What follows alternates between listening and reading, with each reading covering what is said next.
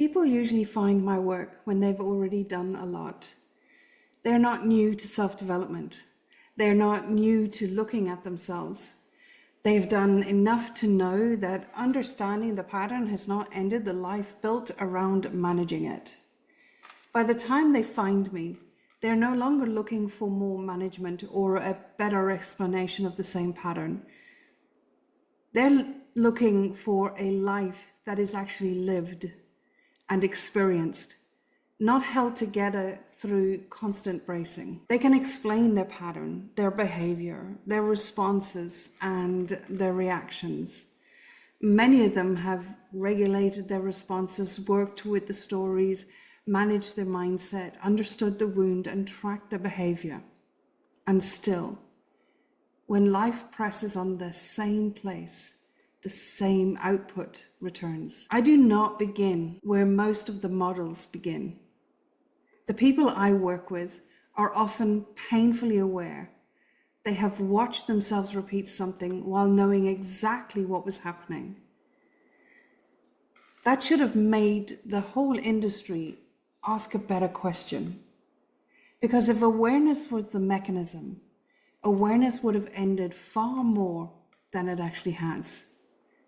And that is where my work begins, not with another explanation of the pattern.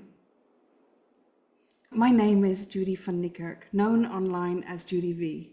I am the originator of the Codex System, a structural model of human function and behavior. What if the thing you can finally see is not the thing that generated it? That question has followed me for most of my life. And I did not arrive at this by searching for a niche or trying to differentiate myself inside of the coaching industry.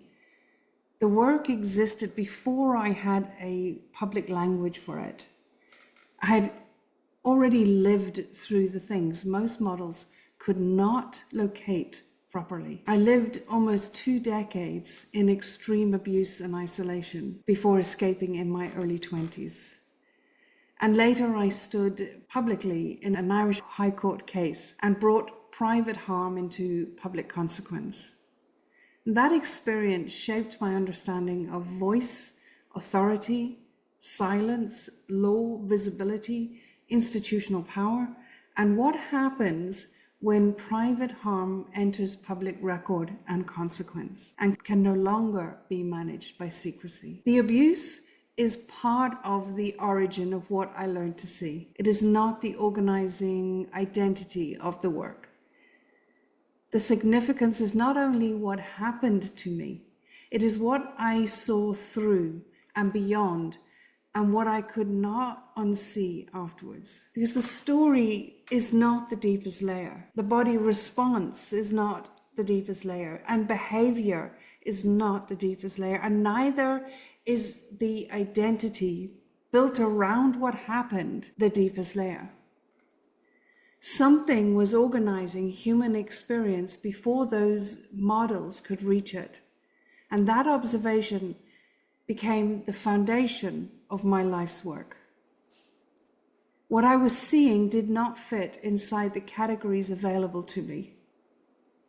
The dominant language could describe the story, the reaction, the body response, and the behavior after they appeared. It could not name the root producing them. And the Codex System exists because that prior architecture needed to be made visible, classifiable, without being collapsed back into psychology, identity, state, or behavior. I read the root. Codex names and classifies its architecture, and signal routing is the mechanism. Because after I escaped, my life did not continue along the expected consequence of what had happened. I built businesses, moved through different countries, entered rooms that my history should supposedly have excluded me from. And that mattered because it showed me very early that an event, its story, and the life that follows are not the same thing. Because I was not following an industry. I was already reading human function before the industry had language for what I was seeing. And a few years after escaping, I started encountering the language of healing, psychology, mindset, trauma, nervous system regulation, embodiment, shadow work, inner child, belief work, all of it. You name it, all of it. And I could see the problem. So much of it began after the thing had already appeared, after the story had formed, after the body had reacted, after the behavior had repeated, after the nervous system had already shown the response, even after the person had already built an explanation for why they are the way they are. And that is late. And late can look very intelligent. That is what makes it difficult to question. It can help. It can give relief. It can soften something. It can give language to something that has been carried for years. But usefulness is not the same as origin. And unless the root producing it is read and the interference at that generating layer is cleared, it repeats over and over again. Something can help, but still not reach the place where the pattern is being generated. That difference became unavoidable to me. One of my first roles after escaping was a trading accountant in an oil and gas company in London. That work trained me to read visible output as the end of a sequence, not the beginning. Price, movement, pressure, and risk were evidence of what had already happened underneath. And years later, I realized I was seeing the same error now in human behavior and how human behavior was being interpreted. The visible result was rarely the origin. Someone calls it procrastination, but by the time they're not moving, something has already taken authority. Someone calls it fear of visibility, but by the time the body contracts, something has already rooted the exposure. Someone calls it a money block, but money may only be where the distortion becomes visible. Someone says, this is my nervous system, but the nervous system may be reporting what has already been obeyed. Someone says, this is my story, but the story may be the explanation that arrives after the root has already moved. And that is what I call the false cause problem, the visible cause being mistaken for origin. And once that happens, people can lose years working on the wrong layer. They're working on what appeared rather than what produced it. And that is why the struggle can feel endless. Because they're not failing at the work. They have been working at the layer where the output appeared. And that is the difference the Codex System is built on. The Codex System is my structural model of human function and behavior. And through the Codex System, I read the root producing repeated output before it becomes visible. And Codex names and classifies the architecture of that root.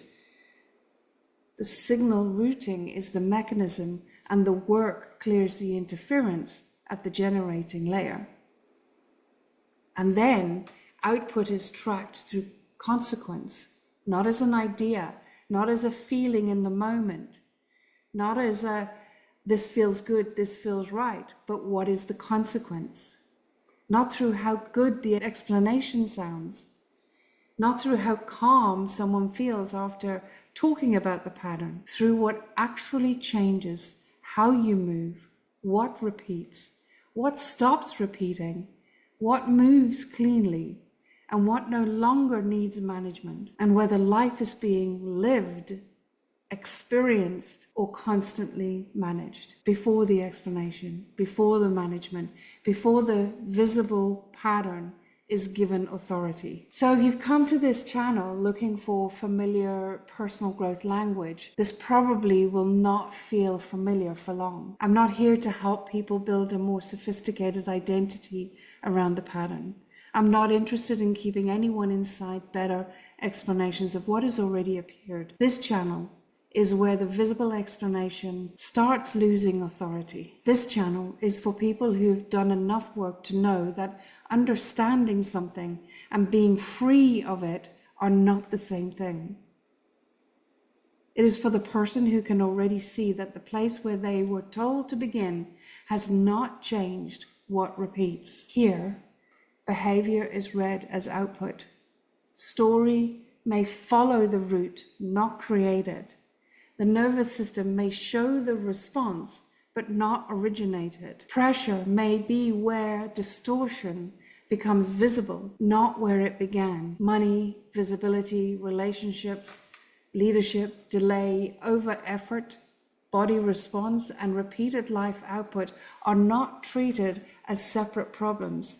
They are consequence, evidence of a root that can be read. Over the years, my work has been formalized through DOI-linked white papers and an evidence architecture that keeps monitored, tracked, documented, observed, and client-reported outcomes very distinct. Consequences being followed across body, behavior, decision, family, and practical life. And the purpose is not to make the largest claim, it is to establish what actually changes when the generating root is read and the interference is cleared. So what if the story, the thought, the nervous system response, and the behavior were the first things you could see rather than the place the output began? Because psychology describes behavior after it appears. I read the root before behavior appears.